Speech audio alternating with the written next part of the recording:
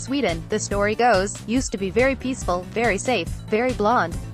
Then it started letting in darker-skinned people. Soon there were news reports of attacks on Swedes.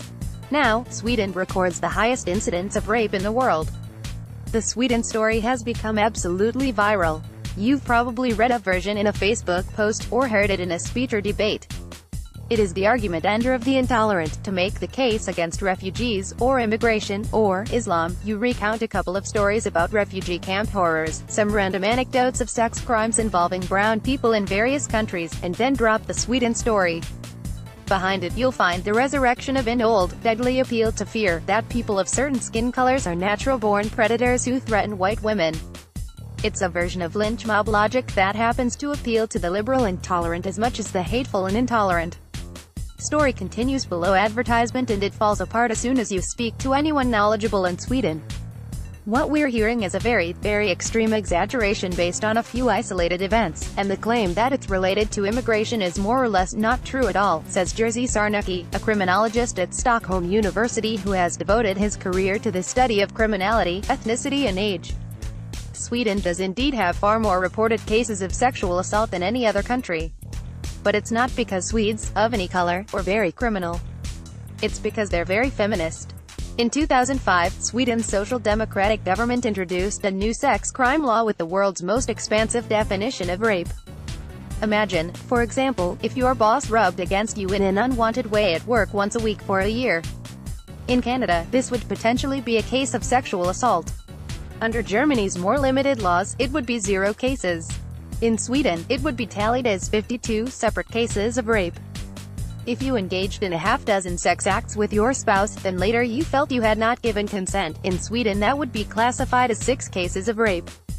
The marked increase in rape cases during the 2000s is almost entirely a reflection of Sweden's deep public interest in sexual equality and the rights of women, not of attacks by newcomers.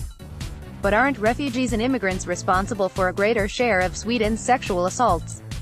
In a sense. Statistics show that the foreign-born in Sweden, as in most European countries, do have a higher rate of criminal charges than the native-born, in everything from shoplifting to murder, though not enough to affect the crime rate by more than a tiny margin.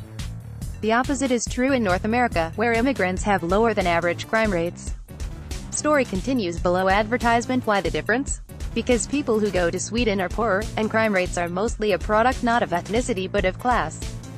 In a 2013 analysis of 63,000 Swedish residents, Professor Sarnecki and his colleagues found that 75% of the difference in foreign-born crime is accounted for by income and neighborhood, both indicators of poverty.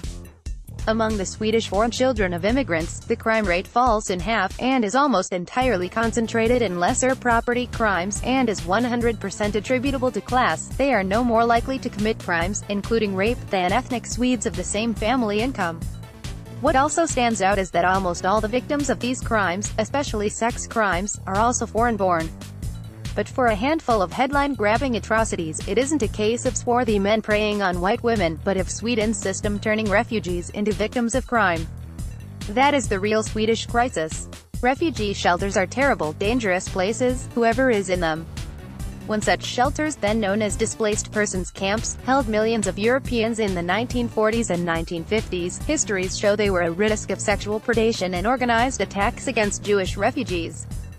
Because otherwise generous Sweden doesn't allow refugees to seek work until they know the language. Tens of thousands of people are stuck in these awful places, in similar conditions, or in welfare-dependent netherworld as. There they become victims of violent crime, victims of economic exclusion and victims of a grotesque, viral story that portrays them as predators, entirely because of their skin color.